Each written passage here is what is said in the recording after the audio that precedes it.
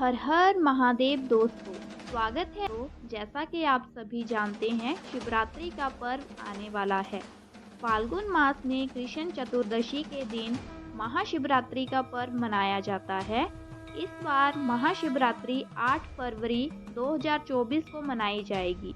इस दिन शिव जी की विशेष पूजा और आराधना होती है और विशेष अभिषेक किया जाता है। तो आज हम आपको बताएंगे महाशिवरात्रि का पर्व क्यों मनाया जाता है, क्या है इसके पीछे की कथा। तो इसे जानने के लिए हमारी वीडियो को अंत तक ज़रूर देखें। वीडियो अच्छी लगे तो चैनल को सब्सक्राइब कीजिए, वीडियो को लाइक और शेयर कीजिए और कमेंट बॉक्स में हर हर महादेव लिखना ना भूलें। तो आइए वीडियो शुरू करते हैं। पौराणिक कथा के अनुसार महाशिवरात्रि पर भगवान शिव और माता पार्वती का मिलन हुआ था। फाल्गुन चतुर्दशी तिथि पर भगवान शिव ने वैराग्य छोड़कर देवी पार्वती संग विवाह करके गृहस्थ जीवन में प्रवेश किया था। इसी वजह से हर वर्ष फाल्गुन चतुर्दशी तिथि को भगवान शिव और माता पार्वती के विवाह की खुशी में महाशिवरात्रि का त्योहार मनाया जाता है। इस दिन शिव भक्त कई स्थानों पर महाशिवरात्रि पर शिव जी की बारात निकालते हैं। धार्मिक मान्यताओं के अनुसार महाशिवरात्रि पर व्रत, पूजा और जलाभिषेक करने पर वैवाहिक जीवन से जुड़ी तमाम तरह की परेशानियां दूर होती हैं और दाम्पत्य जीवन में सुख समृद्धि आती है।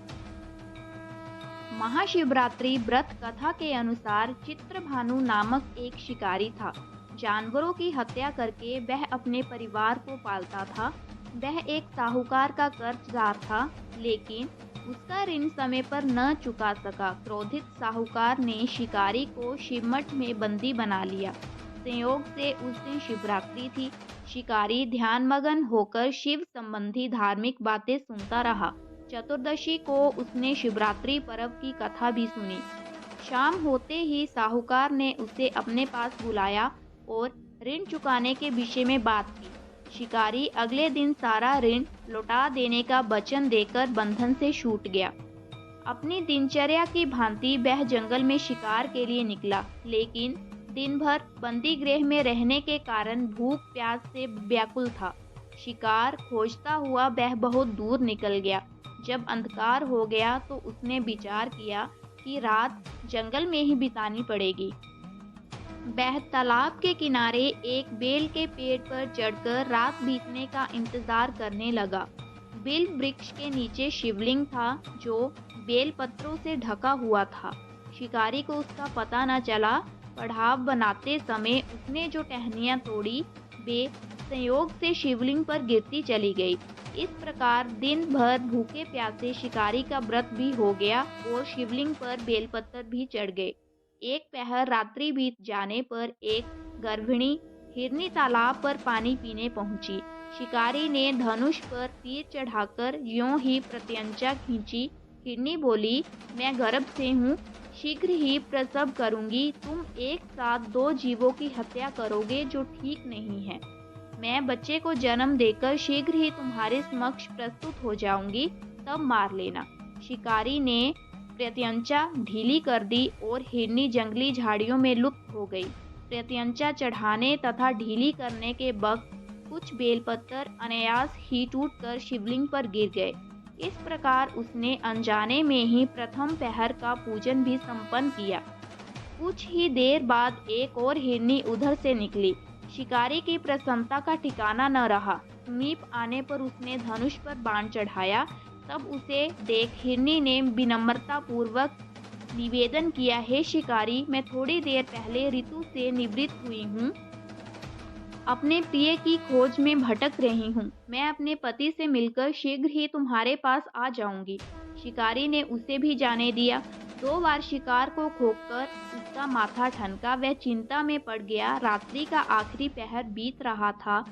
इस बार भी धनुष से लगकर कुछ बेलपत्र शिवलिंग पर जा गिरे तथा दूसरे पहर की पूजा भी संपन्न हो गई।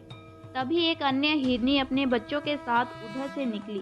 शिकारी के लिए ये सुनहरा अवसर था। उसने धनुष पर तीर चढ़ाने में देर नहीं लगाई।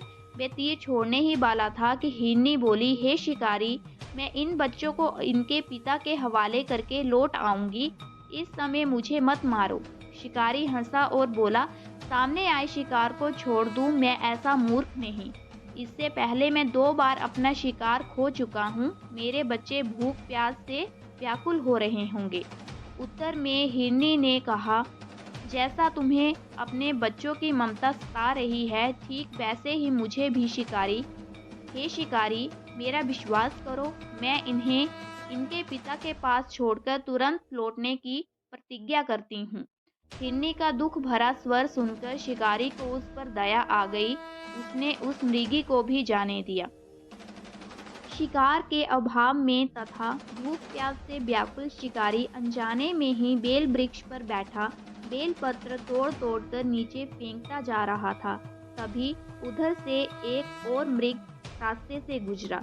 शिकारी ने सोच लिया कि इसका शिकार वह अवश्य करेगा। शिकारी की तनी प्रत्यंचा देकर मृग विनीत स्वर में बोला, हे शिकारी, यदि तुमने मुझसे पूर्व आने वाली 3 मृगियों तथा छोटे छोटे बच्चों को मार डाला है, तो मुझे भी मारने में विलम्ब न करो, ताकि मुझे उनके वियोग में एक क्षण भी दुख न सहना पड़े। मैं उन हिरनियों का पति हूँ।